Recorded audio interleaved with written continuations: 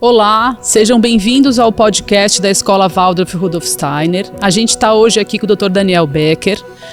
Eu sou a Fernanda, professora do ensino médio, tutora do ensino médio, professora de artes e atualmente no núcleo de direção da Escola Waldorf Rudolf Steiner. Essa aqui é a Babi. Sou professora do ensino médio e também tutora aqui na Escola Waldorf. Daniel, muita gente já conhece o seu trabalho, é uma honra para a gente estar aqui hoje com você, mas nós gostaríamos que você se apresentasse para as pessoas que não conhecem o que você faz, como que você contaria suas pesquisas atuais de uma maneira assim, quem é o Daniel hoje? Obrigado, Bárbara, obrigado, Fernanda, é um prazer estar aqui com a Rudolf Steiner, uma escola que tem tanta afinidade com as crenças que eu tenho, com a forma como eu vejo a educação, como palpiteiro da educação, porque eu sou pediatra, então sou pediatra, sanitarista, tenho uma formação em saúde pública também. Para dizer do que eu sou hoje, eu preciso contar um pouquinho da minha história. Então eu comecei a minha residência, quer dizer, logo depois da residência eu fui para a França, onde eu passei ali 3 anos, sendo que dois deles em estágios com pediatria social, medicina do adolescente, que estava começando na época, e depois eu viajei para o sudeste da Ásia com o Médicos Sem Fronteiras, que era uma organização que na época estava começando. Eu fui o primeiro brasileiro a trabalhar com eles e foi uma experiência incrível num campo de refugiados cambodianos na Tailândia, na fronteira com Camboja. E ali eu tive uma formação pessoal, humana e técnica muito profunda. Quando eu voltei, comecei a trabalhar também com saúde pública. Eu voltei à pediatria, mas comecei a trabalhar com saúde pública em favelas. E ali, junto com outras pessoas, a gente criou um modelo, um atendimento com um generalista, que a gente chamou de médico de família. Nos juntamos com outras pessoas que tinham núcleos parecidos aqui no Brasil e levamos esse trabalho no Rio para a rede pública, né, que foi uma das primeiras redes a adotar o modelo médico de família. E aí levamos essa ideia para o Ministério da Saúde, com várias reuniões, e acabou que o Ministério adotou esse programa. Na época o SUS não tinha modelo, o SUS tinha recém sido criado, né? 88, eu estou falando de 1991, eu sou meio antigo, né?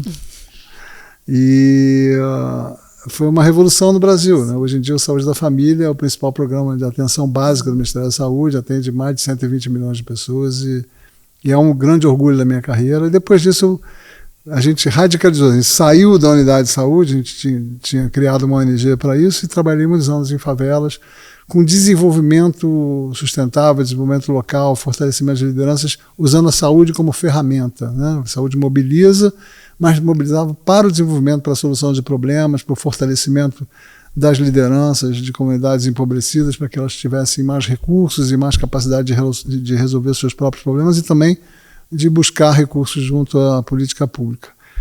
E esse trabalho me levou para o mundo, eu viajei em mais de 23 países, né, fazendo esse trabalho, com apoio de uma fundação, e depois eu fui me afastando um pouquinho mais e voltando mais para o consultório, e nos últimos anos me dedicado ao consultório e também a esse trabalho de comunicação científica através das redes sociais, onde eu fui muito bem recebido, até hoje não entendo muito porquê. Comecei no Facebook pequenininho, a coisa foi crescendo e eu tive uma audiência crescente e percebi que as pessoas queriam escutar o que eu tinha a dizer. Eu acho que a definição melhor é que essa minha pediatria, que eu chamo de integral, na verdade, é simplesmente algo que junta toda a experiência de vida que eu tenho, tanto do nível da pediatria, do cuidado individual da criança, mas especialmente com a coisa da saúde pública também, com esse olhar para a família, para a sociedade, para a nação, para o ambiente em que a criança vive, para o mundo onde ela vive, né? Esse olhar atento, esse olhar que muitas vezes procura ser visionário, olhar para o futuro e buscar no futuro as necessidades que a gente tem hoje para preparar esse futuro melhor. Eu sempre tive essa preocupação e eu acho que as pessoas querem informação legítima, com alguma autoridade de conhecimento científico, mas principalmente com essa experiência que coloca a criança não isolada, não num nível individualista de abordagem que a maior parte dos médicos do Instagram, das redes sociais usa, que é muito tratamento de doenças, e suplementos e nutrição, né? A gente fala da sociedade, a gente fala da criança no contexto, a gente fala da infância. E a infância está enfrentando muitos problemas. Eu acho que esse discurso foi muito bem recebido. E alguma coisa nos meus vídeos que não tem nenhuma edição, não tem luz, não tem cameraman, não tem nada, alguma coisa ali funciona. Eu não sei muito bem porquê, mas é uma satisfação poder falar com uma audiência tão ampla assim. É muito bom para mim também, me dá muito afago no coração. Eu acho que é a simpatia. Que bom. Também pode ser é uma tentativa, né? O senhor falou uma palavra que a gente usa bastante aqui, que é o integral. A gente tem muito esse objetivo como escola, né, como educadores, de formar esses jovens, essas crianças de uma maneira integral, né, de nunca ser unilateral, de nunca ir para um lado só e deixar de olhar o todo, né, deixar esse ser inteiro, né, de olhar sempre nessa integridade. E aí uma coisa que a gente tem se preocupado muito atualmente é a relação dessa infância e dessa adolescência com as tecnologias. Né, mais do que tudo, eu acho, com os smartphones. Como é que você está vendo isso agora, nesse momento? Essa é a pergunta do momento, né, Fernanda? A gente está vendo essa questão assumir uma proporção muito grande na sociedade, nas famílias, nos pais e mães principalmente, essa preocupação com a questão do smartphone, do celular, vamos chamar de celular, né, para usar uma palavra abrasileirada. O celular o smart, né, o que tem tela clicável, conexão com a internet e tal. A gente primeiro tem que fazer essa distinção, né? Ninguém quer afastar a criança da tecnologia, ninguém quer afastar a criança de nada de real no mundo. A tecnologia é a grande ferramenta que nós temos hoje, né? E ela é ferramenta para tudo, né? Para conexão, para conveniências, para ciência, para, enfim, a criação de comunidades, né? A gente hoje não vive sem as maravilhas que o celular nos oferece, o celular, a internet, né? O computador. E qualquer problema que a gente tenha a nível global, a nível local, a internet vai ser fundamental, a tecnologia digital vai ser muito importante na resolução dos problemas, sejam eles quais forem. Uma outra coisa é um aspecto da tecnologia que está provocando muito dano, que são os aplicativos do celular pessoal da criança. Uma coisa é ela fazer uma pesquisa no Google sobre um determinado tema, ou até usar o ChatGPT para pesquisar alguma coisa, ou ler um texto, ou assistir um manual, uma aula, um tutorial de arte ou de música, o que quer que seja, um filme. Uma outra coisa é passar 2, 3, 5 horas sendo viciada, numa rede social, assistindo vídeos curtos, com conteúdo algoritmizado, que fica sempre, que sempre escolhe o pior possível para ela, né? E recebendo muita influência negativa, além de riscos à sua saúde física, à sua integridade, à sua saúde mental e emocional, que a gente pode desenvolver aqui durante a conversa. Então, a primeira coisa que a gente tem que é separar essas duas ideias. Ninguém quer afastar, uma criança não precisa se afastar da tecnologia. Tem muitas formas de a gente trabalhar a tecnologia com a criança, até dela ser uma usuária ativa da tecnologia, não passiva, assim, apenas recebendo. Sim. As pessoas dizem, mas se você tirar o celular da criança, como é que ela vai arranjar um emprego no futuro? Você sabe o que está acontecendo? As empresas estão recebendo jovens da geração Z que não sabem usar um pacote Office, não sabem digitar, porque não usam mais o computador, nunca abriram um Excel, um Word, não sabem escrever, né? Porque passam o dia no celular. Não é isso que a gente faz no celular, né? Então, tecnologia é ótimo, mas o celular pessoal a gente tem que saber controlar. E tem algo muito interessante que fica perpassando tudo isso que você está dizendo, que é uma questão de sofrimento, né? É como se não a tecnologia, mas o uso abusivo das telas, o celular na infância, está trazendo questões de sofrimento para as crianças. O que seria exatamente esse sofrimento? Quais são essas circunstâncias que, por um uso não devido, indevido, né, e excessivo, está ocasionando situações de sofrimento? Imagina um usuário de heroína, né? viciado numa substância que tem que ficar se injetando. Quando ele está na trip dele, ele está feliz, ele está relaxado, ele está vivendo aquele prazer intensíssimo, um bem-estar absolutamente inigualável. Nada no mundo pode igualar aquela sensação que ele tem. Mas aí passa 1 hora, passa 5 horas, ele precisa de mais. E nesse intervalo onde ele não está recebendo o efeito dessa substância, ele está sofrendo por 2 coisas. Primeiro, porque ele não está tendo o efeito calmante de bem-estar. E segundo, porque ele sabe que aquilo está fazendo mal para ele, que ele está indo para um caminho sem volta na direção de danos muito graves, né?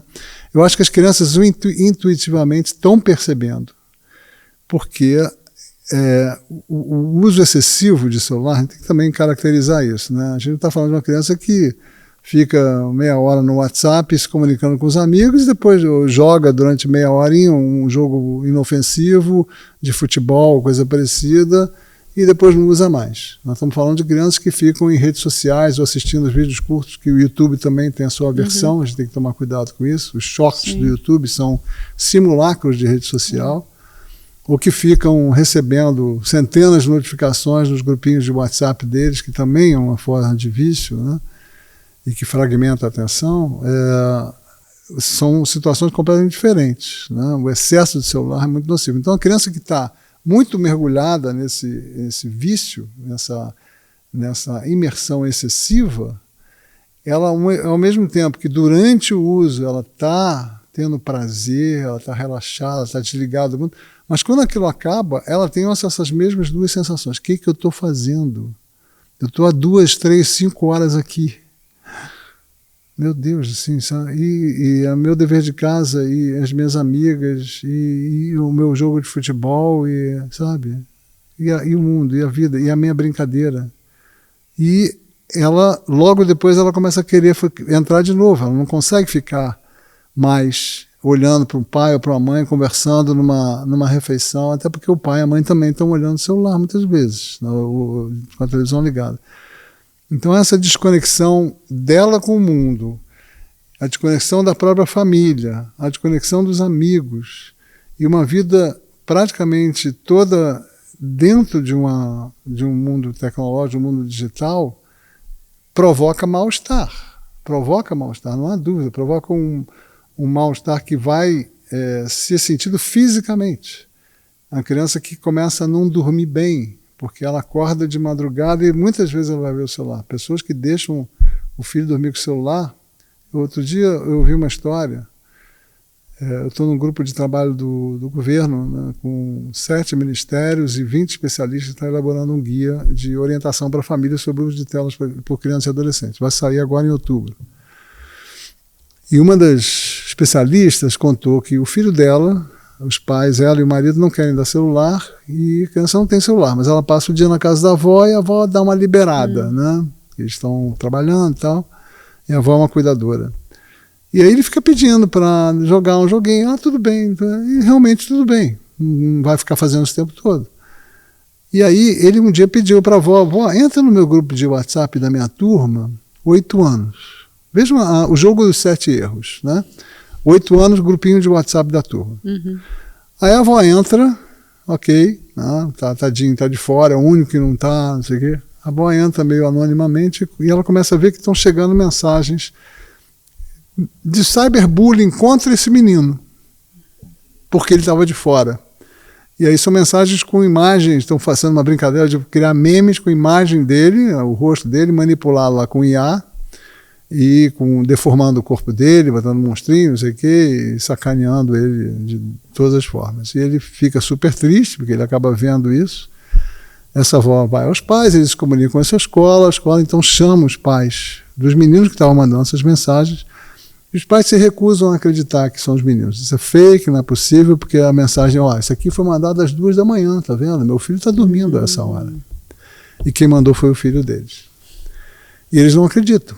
Quer dizer, um grupo de WhatsApp de turma, não supervisionado por adulto, uma turma de 8 anos, meninos mandando mensagem de madrugada, manipulando imagens com IA, fazendo cyberbullying, e pais negligentes que não acreditam na história, e uma escola que não está nem sabendo de nada. Enfim, uma sucessão de erros assim que se superpõem e que criam situações muito difíceis, né? E obviamente essa massa de nocividade, o algoritmo, ele nunca vai mandar coisa boa para você, porque o que engaja é aquilo que te emociona, aquilo que te dá prazer, ou aquilo que te engaja pelo ódio também, né? Pela repulsa, né? Ou pela diversão.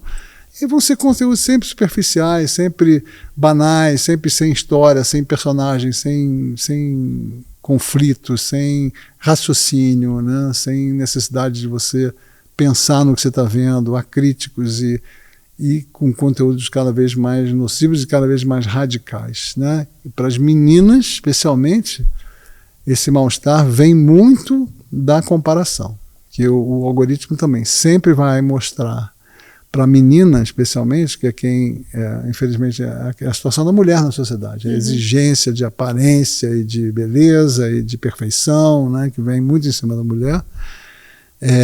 Isso se amplifica na rede social porque ela começa a ver imagens de modelos lindas, magérrimas, com barriga negativa depois de 2 semanas do parto, e que fazem treinamentos incríveis e que levantam pesos maravilhosos e que têm namorados lindos e que vão nas Ilhas Maldivas a 2x3 e que vivem em festas incríveis, né, com carros lindos, e ela está lá na vidinha dela. E muitas vezes essa celebridade, não é nem uma celebridade, é a amiga dela que está na festinha, cheia de maquiagem e filtro, para a qual ela não foi convidada, viajando com o namorado para não sei aonde. E ela vai ficando cada vez menor, cada vez vai se sentindo pior, e essa dor vai se amplificando. Ela começa, por um lado, a buscar compensar, fazer fotos com filtro também para ganhar like, porque ela precisa daquilo, e ela começa a fazer regimes, e aí o TikTok manda para ela regimes de 400 calorias por dia, né, de fome mesmo. Ela começa a ter transtornos alimentares, começa a se automutilar, porque a dor física consola da dor psíquica. Então é muito mal-estar para as meninas. Isso está disparando nas estatísticas, né? O Brasil tem um aumento de 1.500% na ansiedade e na depressão de crianças de 10 a 14 anos. Ansiedade, 1.500%, na depressão, em torno de 800% a 900%. E de 15 a 19 também, um pouco menos, mas de 10 a 14 disparou. Olha, de 10 a 14, gente, tem mais criança hoje sendo atendida do que adulto no SUS por transtornos psíquicos, né? Então em 10 anos, de 2013 a 2023. Então é um mal-estar generalizado, né? Como dizia o Freud, é um mal-estar na civilização. Essa civilização que a gente recriou nos últimos 10 anos está fazendo mal para as crianças, né? E os danos são múltiplos. É bom que a gente desenvolva isso aqui um pouquinho, né? É claro que nem todas as crianças vão apresentar esse tipo de dano, mas muitas estão apresentando, e não adianta a gente pensar, não, meu filho nunca vai passar por isso. Pode não passar realmente, mas ele pode sim começar a ter perdas sutis no seu desenvolvimento, na sua saúde mental, que a gente não percebe muito no início. Por exemplo, a falta de sono, né, ela não se reflete imediatamente, mas o menino começa a ficar mais irritado, começa a perder um pouco de rendimento escolar, né, começa a querer ficar dormindo de manhã no sábado em vez de ir para a praia ou sair com os amigos. Enfim, começa a ficar mais sedentário, porque passa o dia no TikTok. Aí a miopia vem também, a miopia está explodindo no mundo inteiro, porque o que define o crescimento do olho é a luz do dia. A gente está frequentando pouco o ambiente externo, os meninos estão confinados, né? Nas escolas também, muito confinamento. Aqui em Rudolf Steiner eu vi uma fazenda aqui, maravilhosa, é muito raro você encontrar isso, né? Nas escolas do Rio, na cidade onde eu vivo, a maior parte das escolas são muito confinadas, são imóveis pequenos, sem pátio, sem nada, né? Mesmo nas creches, né? E aí vem os distúrbios de comportamento, porque a atenção muito fragmentada, né? As notificações constantes, os vídeos curtos de 15 e 30 segundos, sem história, enfim, aquilo vai treinando o cérebro da gente a ficar distraído, e a criança não consegue mais ler, não consegue prestar atenção numa aula. Ela na aula fica pensando no celular dela, no vídeo que ela está perdendo, nas mensagens que ela não está vendo, no bullying que ela não pode ser com ela. Enfim, ela não consegue mais prestar atenção, aí vai perder também em aprendizagem. Começam a ficar agitados, hiperativos, né? E o conteúdo também de futilidade, de consumismo, de imediatismo, né? O conteúdo que vem logo em seguida também começa a chegar a intolerância, a misoginia, racismo, homofobia, que está disseminado na internet também, muito. Acaba chegando nos meninos e meninas, a gente vê meninos de 11, 12 anos já misóginos, né? Fazendo piadinha com mulher, enfim. O vício em pornografia, que está começando cedíssimo, meninos de 11, 12 anos que ficam horas e horas em sites de pornografia que também viciam, eles são também feitos para isso. E aí, claro, fazendo uma ideia da sexualidade completamente deformada, deturpada, recheada de violência, de consumismo, né, de mulher como objeto, como algo que tem que ser usado, não conectada com a intimidade ou com o afeto, né, quer dizer, e quando eles vão partir para a vida sexual, né, isso está deformando as práticas sexuais dos meninos e também encolhendo, né, estão com medo dessa sexualidade, porque a referência que eles têm é a pior possível, né? Então, em vez de se encontrarem aos pouquinhos, irem se explorando em seus próprios afetos, os seus próprios corpos, né, eles começam com o pé trocado, né? E vem também os golpes, e, enfim, os chantagistas, os predadores. O crime se mudou para a internet. É muito mais fácil ser criminoso hoje na internet, né? E as crianças são muito mais suscetíveis, muito mais fáceis de enganar, de dar golpe, né? Enfim, isso vai levando a uma situação de muito sofrimento, como você perguntou. E esse sofrimento se expressa muitas vezes em crianças já medicalizadas, com 11, 12 anos, tomando 2 remédios, 3 remédios, crianças se automutilando, crianças pensando em suicídio, crianças deprimidas, ansiosas. A gente está vendo isso aumentar exponencialmente, não é pouco não. Isso é muito preocupante, né? E agora os novos riscos que vêm surgindo nos últimos meses, porque a coisa é de semana em semana, né? Agora, primeiro, os vapes começaram a se espalhar pelas escolas, a galera fumando no banheiro, com 11 anos, no Fundamental 2. Sim.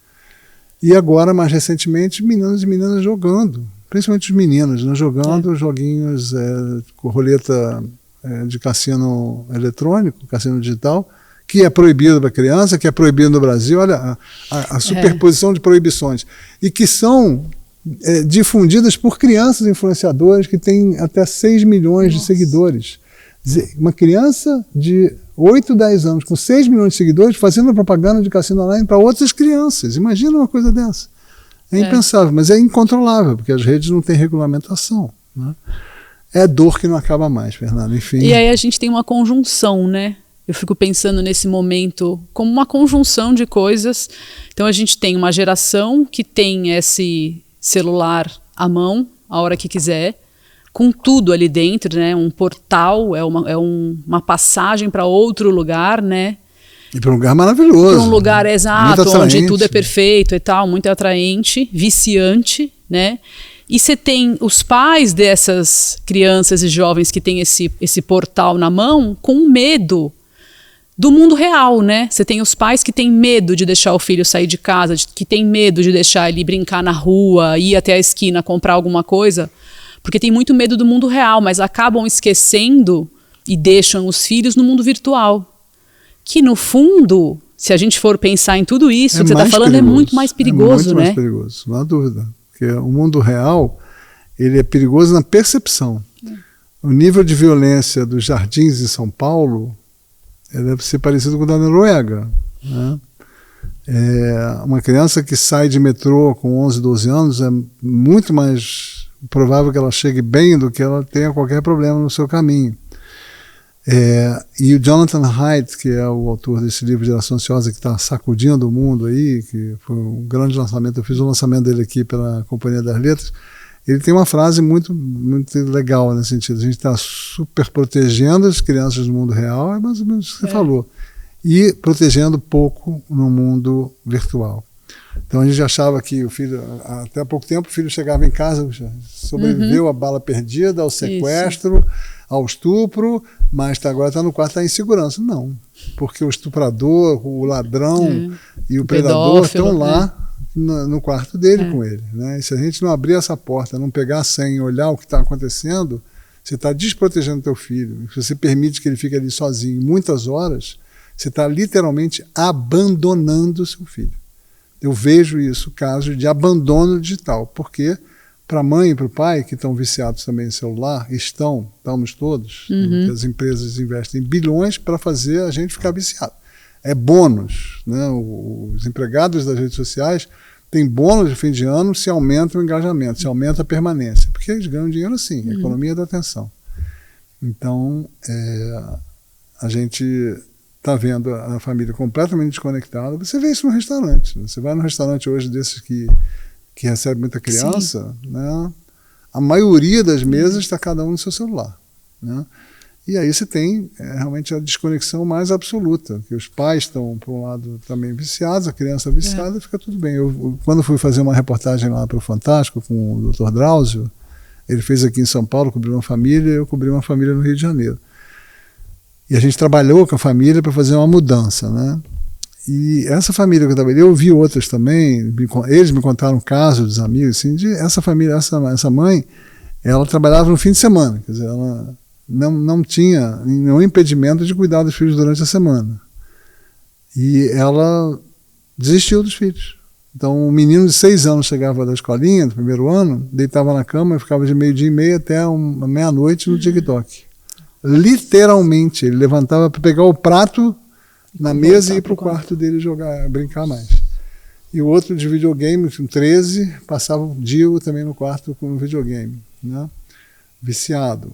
E os pais desistiram, né? Até que a gente começa a mostrar que é possível reconquistar, é possível reconectar. E, bom, não sei como é que está agora, mas na época eles ficaram muito felizes, que a gente deu uma reorganizada assim. Mas tem casos, milhões de casos assim, né, de famílias que estão se abandonando. E aí a situação fica muito grave, porque você não tem nenhum controle do que está acontecendo com essa criança e com esse adolescente, e vai dar ruim. A gente está fazendo um experimento mundial, sem precedentes, maciço, e muito, por um lado, muito interessante, porque a gente pegou todas as características, todos os grandes elementos da formação humana até hoje, desde os hominídeos há 5 milhões de anos atrás, até hoje, o corpo humano, até pouco tempo, na verdade, o corpo e o cérebro humano se desenvolveram da mesma maneira, em movimento, em exercício, em conexão com a luz do dia e com o escuro da noite, em relação com o outro, né, na interação social, que a gente se desenvolve na interação social, o homem é um animal social, e com as crianças na brincadeira e comendo comida de verdade. Hoje em dia nós temos as crianças confinadas, sem ver a luz do dia, sem tocar em algo orgânico durante o dia todo, no máximo uma matéria morta, se der sorte, na mesa não ser de plástico, né, comendo, sem dormir. O sono é fundamental para essa absorção de todos os aprendizados, comendo comida de plástico, miojo e biscoito recheado em vez de comida de direito, né? E sem se relacionar, e sem brincar, e sem raciocinar, porque absorve passivamente o conteúdo, sem história, sem nenhum conflito, sem nada para pensar. Então, também impedidas de raciocinar, impedidas de criar, porque quando ela está entediada, a mãe dá um celular. E ela também não cria, não brinca criativamente. E não tem esse brincar não supervisionado, esse brincar tão importante, especialmente na final da infância e na adolescência, que é o brincar entre pares, né, que é excelente, muito importante, que é fundamento para o desenvolvimento do adolescente, também estão perdendo isso, né? Então, a gente está fazendo um experimento social, um experimento científico, com milhões e milhões, talvez bilhões de crianças no mundo, porque o celular é um fenômeno que atravessa todas as classes sociais em todos os países. É claro que no interior do Bangladesh ou do Brasil tem alguns bolsões onde ainda não chegou. Isso também é um problema por um lado, porque a tecnologia digital traz muitas conveniências e muita integração por um lado, né? Mas eu não sei o que vai ser dessa geração, eu não sei o que vai ser da humanidade quando essa geração chegar à vida adulta, né? A gente é um experimento. E não está dando bons sinais, não. Pois é, você tocou num ponto que é o da família, né? Porque aposto que muitas famílias, tutores e tutoras de crianças e adolescentes vão estar nos escutando aqui, e você vai relatando tudo isso e automaticamente o adulto pensa, então o que eu tenho que fazer com a criança, né? Com o adolescente? Qual regra eu vou colocar? Qual contorno eu vou dar para ele? Dificilmente o adulto faz a pergunta e para mim mesmo. Porque na pedagogia Waldorf a gente fala de autoeducação antes da educação, né? E nesse assunto isso também não foge disso, né? O que você falaria assim diretamente para os adultos tutores sobre a saúde deles em relação às telas, que é o que vai de fato, né, dar o tom do contorno, do exemplo, do caminho para eles poderem fazer a educação com as telas para os filhos? Se você fosse falar diretamente para eles, olha, isso é sobre você, não é nem sobre o seu filho só. A primeira coisa que eu diria é que é um ditado, provérbio budista, que fala que a educação acontece pelas costas, não é pela frente. A criança aprende muito mais vendo a gente, quando a gente não está percebendo, do que ouvindo os nossos sermões, né? E, obviamente, a gente tem que pensar no exemplo que a gente está dando. Isso se aplica a qualquer dimensão da vida. Se você está na rua fazendo uma negociação e você suborna alguém, você está sendo desonesto, teu filho está vendo, né? Se você mente a idade do teu filho para poder não pagar uma entrada X ou Y, teu filho está vendo, né? Aquilo é um reflexo da tua falta de ética que vai, né, implicar também no aprendizado de alguma coisa pelo seu filho. A mesma coisa vai se aplicar ao celular, sendo que o celular está sendo muito presente na vida da gente. A gente também está viciado. 75% dos adultos dirigem olhando o celular, mandando mensagem com o filho no carro, né? Tem uma pesquisa americana que fala que 66% dos adultos preferem renunciar ao sexo do que ao celular, né? Estamos nesse ponto. Então, se a gente não tomar cuidado com o nosso uso, obviamente a gente não vai ter moral para dizer, pode até dizer, mas não vai funcionar, né? A gente não vai poder ajudar realmente nossos filhos. E aí eu digo o seguinte, da mesma forma que a gente está tendo essa desconexão em massa, o caminho da reconexão, o caminho da nossa salvação como adultos está na criança também.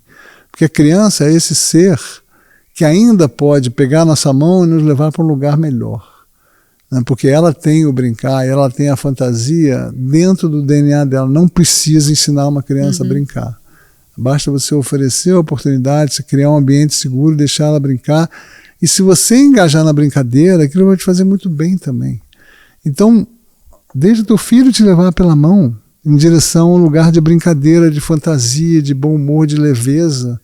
Vai com ele para um parque e olha ele fazendo coisa e vai fazer com ele, vai correr, vai subir barranco, vai rolar, vai subir na árvore. Coisa maravilhosa. E senta com o seu filho para fazer uma barraca, um acampamento na sala, amarrando lençol nas cadeiras e vai brincar. Isso é uma delícia. A gente volta um pouquinho à nossa infância, a gente volta ao bem-estar, que a brincadeira promove o bem-estar.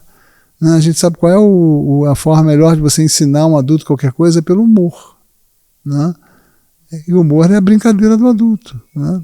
A gente pode brincar também. E a criança está lá esperando a gente. Em vez de a gente entregar um celular na mão dela, eu sei que a gente não tem tempo, a gente está ocupado, a gente também quer ficar no celular porque a gente está viciado, mas de vez em quando dá uma chancezinha de deixar o seu filho te guiar em direção a esse mundo melhor, onde você vai se sentir melhor, você vai entrar em contato com esse bem-estar que você sentia na infância, quando você brincava. Isso quebra coraças, isso quebra vícios, isso quebra dores e angústias do mundo adulto, que é muito assustador, que é muito exigente, que é muito cruel e perverso também. A gente vive tempos de muita crueldade, especialmente com a mulher, né? Mas exigências assim impossíveis que o mundo do trabalho está fazendo, né? E está todo mundo muito... A saúde mental do adulto também está muito perturbada, né? A criança, a gente se aliar com a criança contra essa opressão é um caminho muito bacana, eu acho. A gente esquece disso. A gente pode tentar estimular essa prática na nossa família, é o que eu muitas vezes recomendo para as pessoas. E a gente estava falando aqui de infância, né, de primeira infância. Eu acho que você estava falando mais dessa fase, né, que a criança está lá brincando. Você mesmo disse, ela não precisa de nada, nem de ninguém, né? Basta ela, né, sozinha mesmo, ela vai lá com terra, com toquinho, com qualquer coisa que tiver, ela brinca, né? Só que aí, a hora que ela passa um pouco mais para 10, 12, 15 anos, ela começa a entrar nessa mudança, na puberdade, adolescência. Aí ela já não se basta, né? Ela precisa do outro, ela precisa desse social, desse encontro.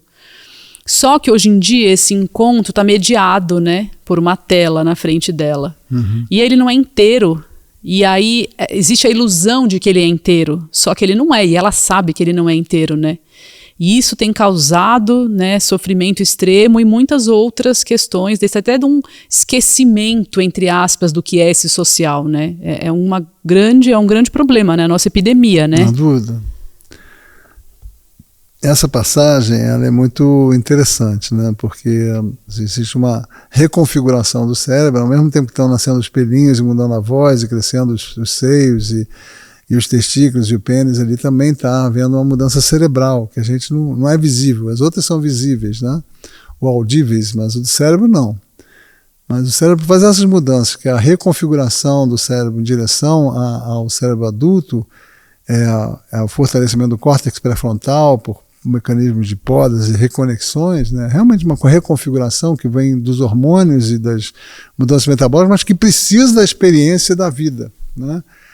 E precisa do trabalho de escola, precisa do chute na bunda da namorada, da briga com o amigo, de perder no futebol e ganhar depois, e tentar tocar violão e não conseguir, mas se esforçar e daqui a pouco estar tocando, e fazer o dever de casa antes de ir para o celular, e de tomar uma bronca do professor, ou o professor dizer, cara, que maravilha de trabalho que você fez, estou muito feliz. Sabe, todas as experiências, né, os modelos de comportamento que ele tem em casa, o enfrentamento de medos e desafios que a natureza traz, com o acampamento no mato traz, tudo isso é o que forma esse cérebro, vai formando aos pouquinhos esse cérebro adulto e dando a eles habilidades de planejamento, de controle de emoções, de empatia, de flexibilidade cognitiva, né? E eles estão deixando de ter essas experiências. Então, eles estão permanecendo com cérebros meio infantis, estão deixando de fazer essa reconfiguração. E a gente também tem uma metáfora que eu gosto muito, né, que é a família tem uma expectativa do adolescente que ele continue sendo a criança que ele é. E não vai mais ser. Ele vai procurar realmente negar um pouco o mundo da família para construir a identidade dele no grupo, né? Essa é a grande mudança. Então, o brinco tem uma metáfora que eu gosto, que a gente cria cachorro, né? Criança pequenininha e cachorrinho. Você chega em casa, ele vem correndo, pula no teu colo, você vai para a cozinha, ele vai atrás de você, ele quer colar em você o tempo todo, você dá comidinha para ele, ele vai com aquela fome, com aquele desejo, te lambe depois e pula na tua cara, é amor puro e contato e quer ficar próximo, né? Aí vai crescendo, vai chegando 9, 10 anos, vai virando gato. E o gato é aquele bichinho que você chega e ele olha para você, tá, ok, vai lá pro canto dele, quer sair para brincar com os outros gatos, você bota uma comidinha, ele, valeu, tá bom, come, sai fora de novo, vai pro quarto dele, né, te dá uma lambidinha de vez em quando como um favor. Se você quer fazer carinho é só quando ele quer, né? Então a gente tem que saber que o adolescente vai virar gato e a gente tem que criar um gato. Só que se você fez uma boa conexão com esse cachorro na infância, esse gato que vai fazer besteira, que vai transgredir, porque da adolescência a necessidade de transgredir, isso faz parte da formação da identidade do adolescente, desafiar o mundo dos pais, quebrando regras mesmo, né? Quando ele fizer que estiver se metendo numa encrenca, ele vai procurar você. Se você tiver construído uma relação de confiança com ele. Por isso que a conexão e o vínculo na infância também por isso. A conexão e o vínculo são determinantes de todo o desenvolvimento. Mas quando chega a adolescência, essa relação de confiança vai fazer com que ele te procure, em vez de fugir de você ou esconder de você, que aí mora o perigo da adolescência, aí está o risco, né? Então é muito importante construir essa relação.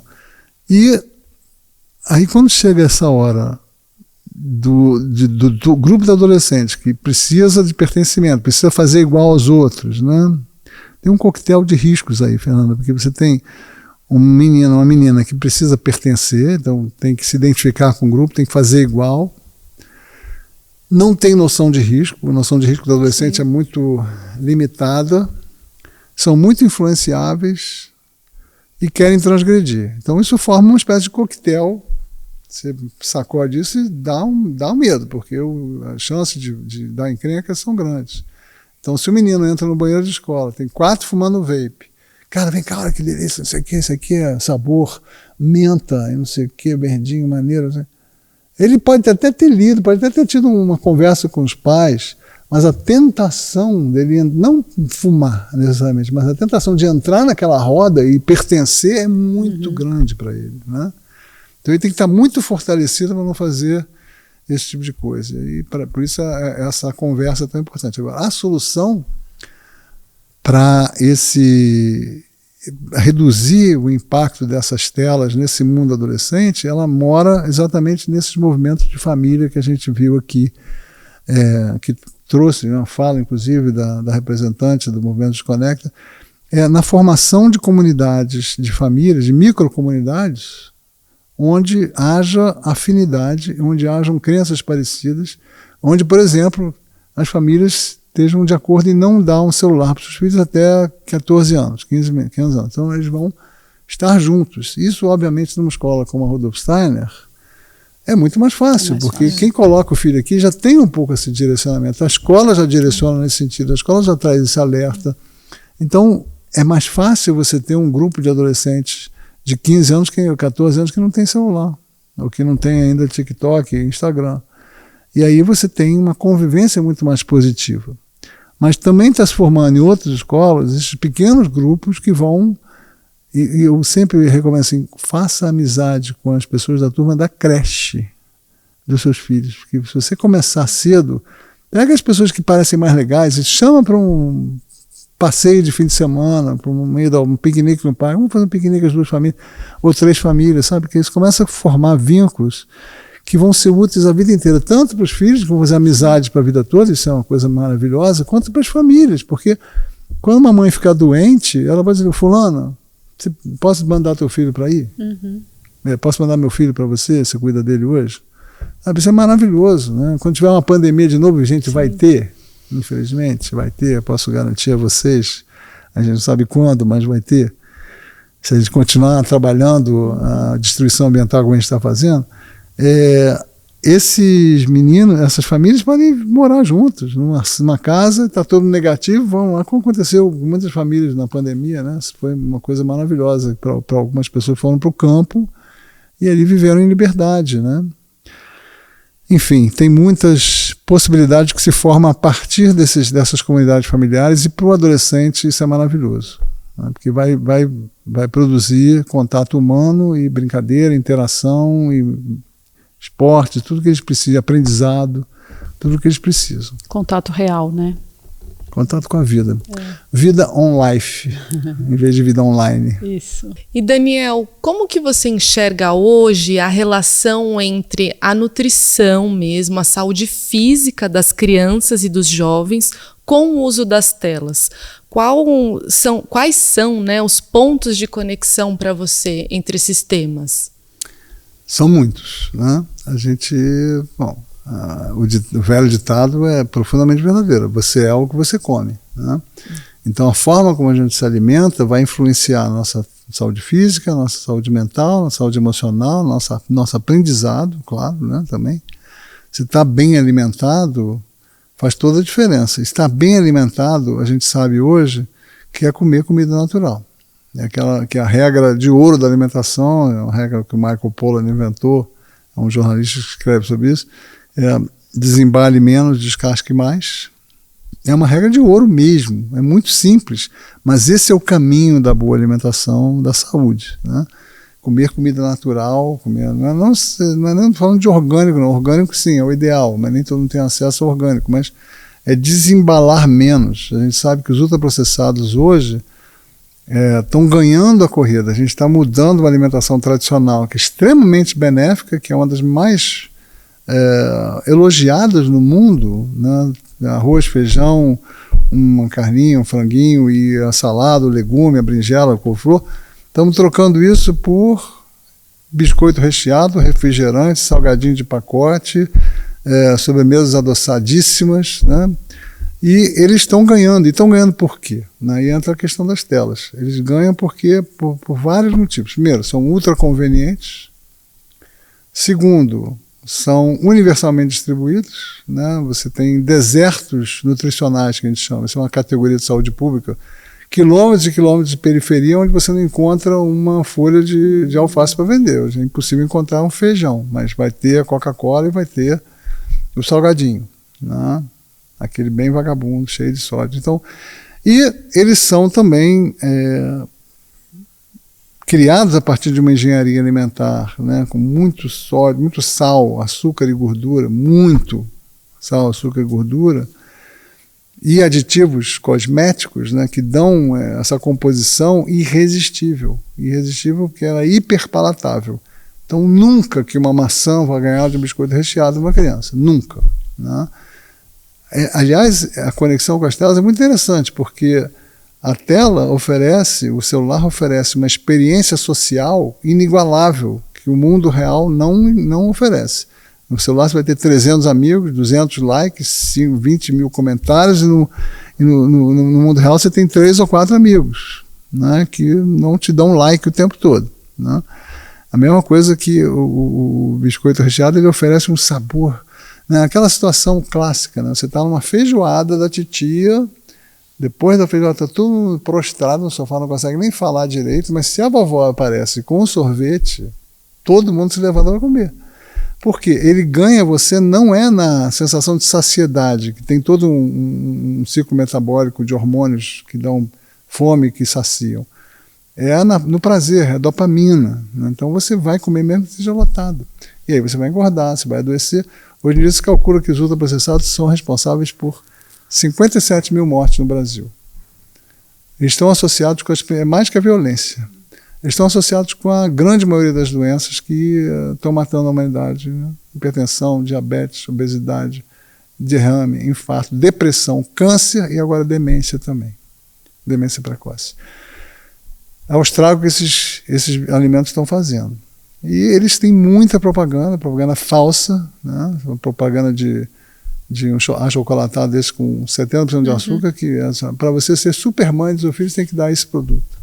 Ou que usa propaganda infantil, apesar de ser proibido, ou que também muda a tradição das populações ribeirinhas da Amazônia, com um barco da Nestlé que vai passando de aldeia em aldeia oferecendo farinha láctea e Neston para gente que come mandioca e peixe, né?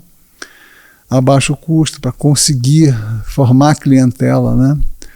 Que coloca revendedoras na favela para vender também produtos em menores embalagens, abaixo, enfim, toda uma estratégia para vender para pobre, que é menos informado, que está ficando obeso e desnutrido. As crianças estão ficando obesas e desnutridas, porque elas comem muito, que aquilo não sacia, e comem calorias vazias e também comem mal, que não tem nutriente ali. Né? Essa enganação da vitamina A, B, C, D, E, isso é tudo mentira. Ali não tem nutrientes que realmente alimentam e atuam no microbioma. A microbiota, o microbioma intestinal, ela é muito determinante, cada vez se avança mais nesse campo da medicina. É muito determinante da saúde humana. As bactérias, a gente tem mais bactérias do que células nossas, só tem mais DNA alheio do que nosso. Isso também já é uma coisa assim, simbolicamente muito forte. Nós não somos indivíduos, nós somos comunidades ecológicas ambulantes, né? Então somos mais o outro do que a gente mesmo. Então olha que coisa, né? Então elas determinam o nosso humor, a nossa imunidade, participam de aspectos de inflamação e não inflamação. Então o mau microbioma, que é dado pelo excesso de ultraprocessados, ele vai gerar inflamação, que vai gerar doença crônica.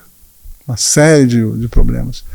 Enfim, e as telas são um grande veículo da comunicação dessas empresas, né? Então um menino está ali, está vendo um blogueiro falar, um youtuber falar, e está ali o salgadinho, e está ali a propaganda da Coca-Cola, e está ali a propaganda do Doritos, do salgadinho isso, do biscoito aquilo, e está liberado, né? Inclusive para a criança. Você assiste uma transmissão de futebol, toda patrocinada por esse tipo de produto, né? Então, essa influência nefasta das telas também afeta a alimentação e, portanto, afeta a saúde física das crianças também e dos adultos, né? Essa informação, disseminar a informação nutricional. E, aliás, a escola fazer educação nutricional também é algo muito importante, né? A gente precisa aprender a comer, precisa aprender a ler rótulo.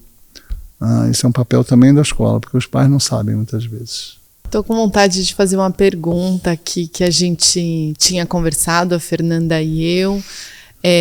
Diante de todas as perguntas que costumam fazer para você nos podcasts, entrevistas, palestras, qual pergunta você gostaria que tivessem feito ou que fizessem mais até, que já fizeram para você, para te dar a oportunidade de falar algo específico assim?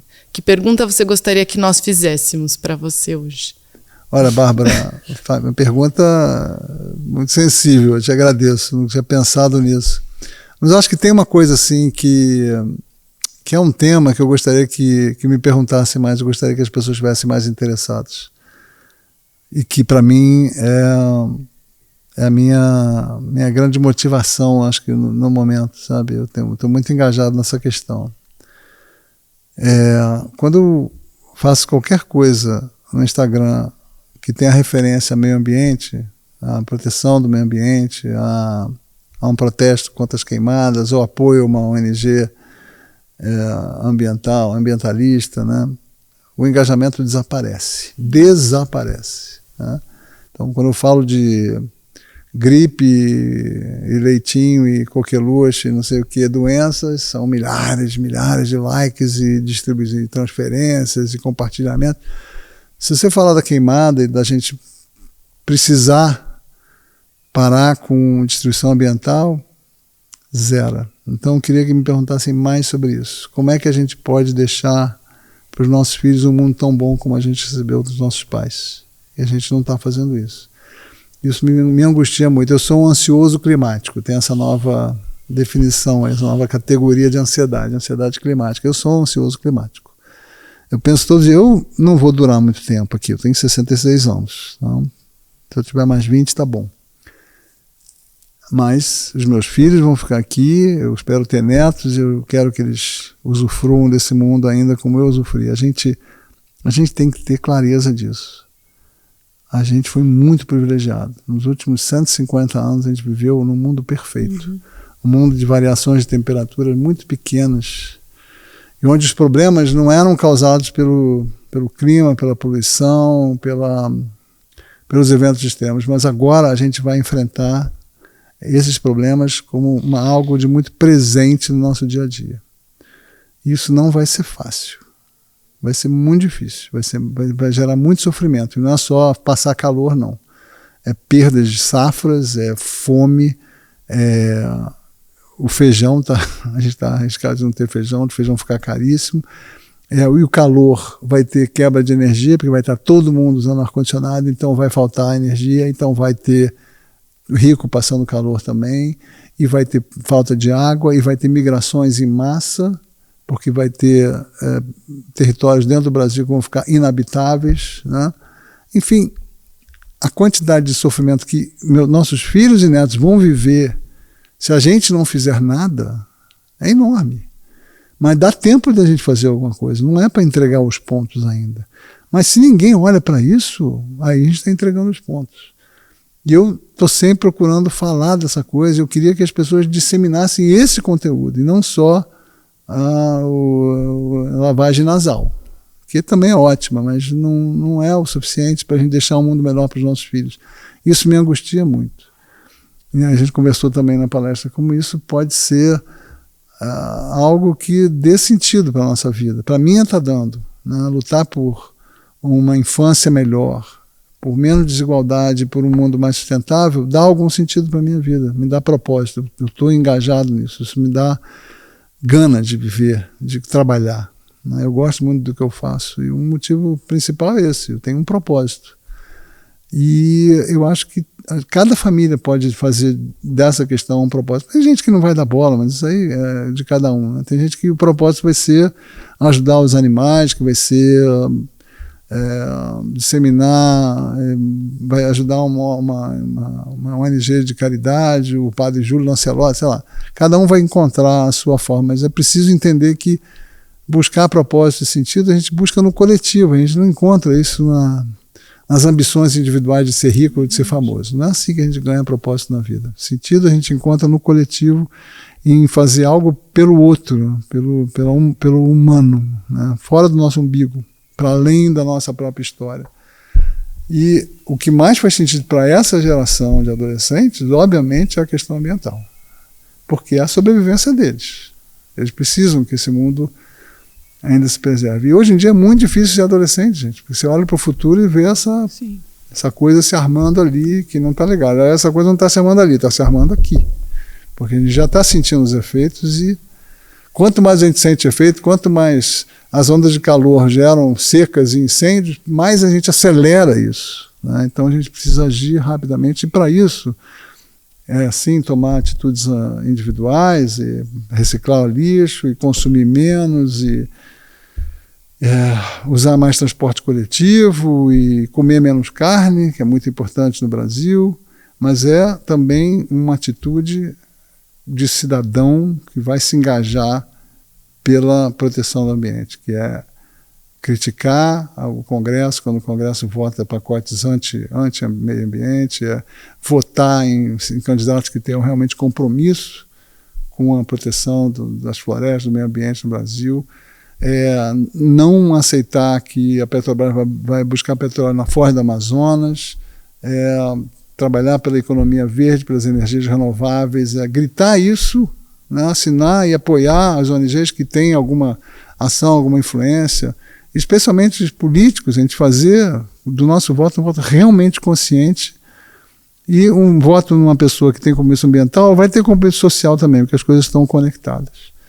Então a gente tem que tomar muito cuidado hoje com o que a gente faz como cidadão. A gente tem que atuar como cidadão para proteger minimamente e dar aos nossos filhos ainda a chance de uma vida um pouquinho melhor do que eles vão ter. Eu acho que essa nossa causa aqui em comum, né? A gente veio aqui a gente veio assistir a sua palestra e a gente te convidou para essa palestra e a gente prolongou isso com esse podcast.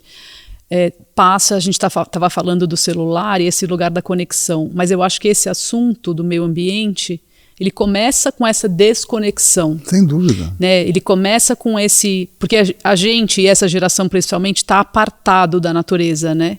Ela se distanciou cada vez mais, a gente tem luz elétrica, tem todas essas coisas que nos apartam, nos distanciam de ver o dia nascendo, ver o crepúsculo e sentir a noite e tudo que a natureza tem, né, de chuva e dos bichos, de todas essas coisas. Então a gente se aparta disso e é como se isso não fizesse mais parte da gente. E eu não ligo, né, para aquilo que, então talvez por isso que não tenha tanto engajamento, porque aquilo lá é distante de mim, então aquilo não sou eu, não faz parte da minha vida e não me influencia. E é um ledo engano, né? Porque não existe isso aqui se não tiver aquilo lá e a gente em conexão, né?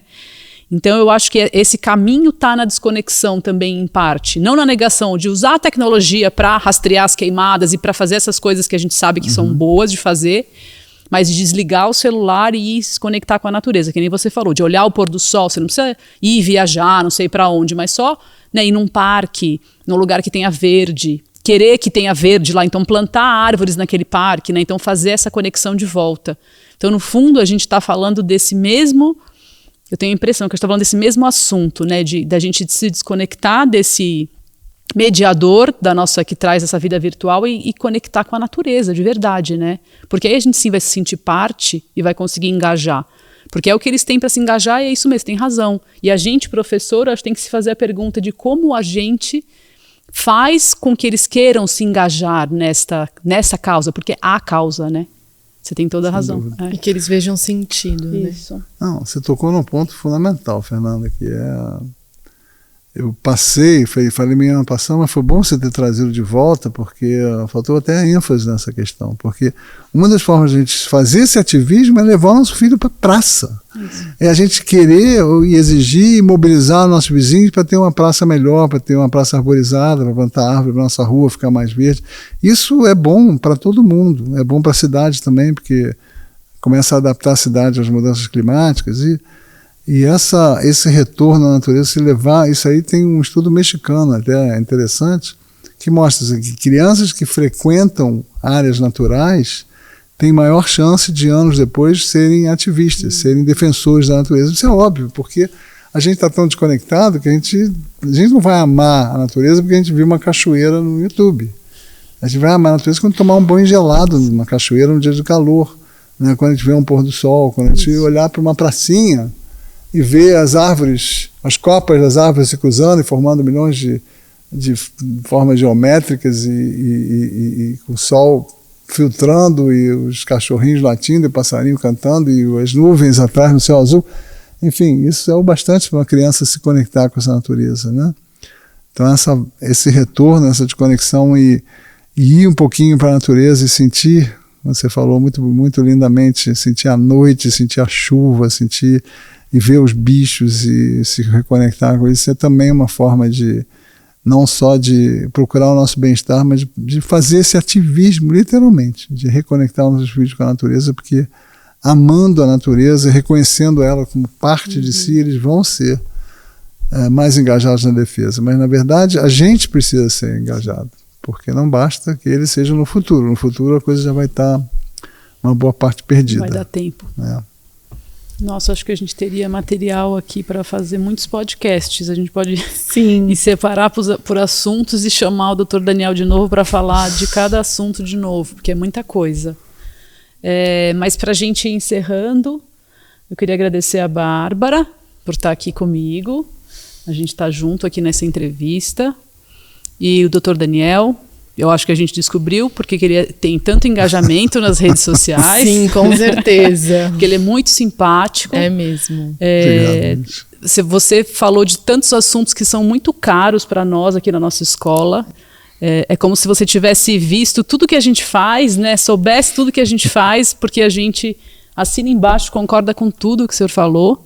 Então, muito obrigada. Foi muito bom te ouvir, e eu acho que a gente podia repetir isso outras vezes, vamos achar outros assuntos para a gente chamar para conversar. Foi uma experiência muito boa para mim ter vindo aqui também, porque justamente eu vi no espaço físico e conversando com vocês, professores, educadores aqui da escola, é um momento que me dá esperança, um momento que, né, eu sei que tem sementinhas sendo plantadas aí que são esperança para o futuro, e para o presente também, né, que a gente está precisando de esperança no presente. Esperançar, né, como dizia Paulo Freire. Esperançar é esperar, mas de forma ativa, tentando fazer mudanças. E a escola certamente faz parte dessa mudança. E dá muita alegria ver esse trabalho de vocês aqui. E me chamem quando for necessário, quando quiserem, que eu vou ter sempre muito prazer de vir aqui conversar com vocês e aprender também com vocês. E hoje eu aprendi bastante coisa aqui. Conheci um pouquinho mais da filosofia Waldorf e adorei o que eu vi, e realmente a afinidade com essas minhas ideias é total. Então, voltarei sempre que possível e sempre que for convidado. Obrigado por ter me recebido tão bem e por essa conversa maravilhosa. Muito obrigada.